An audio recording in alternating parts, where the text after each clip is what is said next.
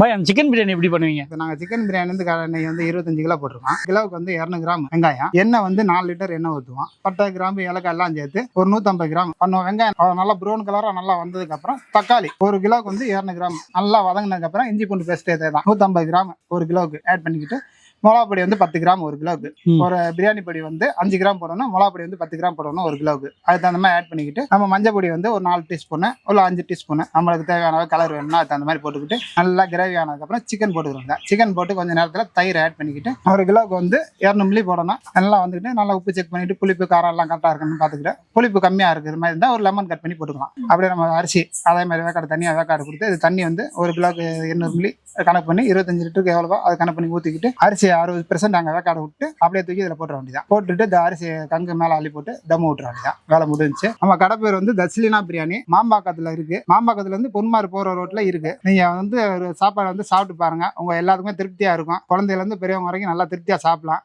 நம்மள வந்து சாப்பாடு அதிகமாக தான் இருக்கும், கம்மியாக இருக்காது. பீஸும் நல்லா கூட தான் இருக்கும். எல்லாமே கரெக்டாக பக்காவாக இருக்கும். உப்பு காரம் எல்லாமே கரெக்டாக இருக்கும். சின்னவங்கலேருந்து பெரியவங்க வரைக்கும் நல்லா சாப்பிடலாம், திருப்தியாக சாப்பிடலாம். நல்லா டேஸ்ட்டாகவும் இருக்கும். வந்து சாப்பிடுங்க, சாப்பிட்டு பாருங்க.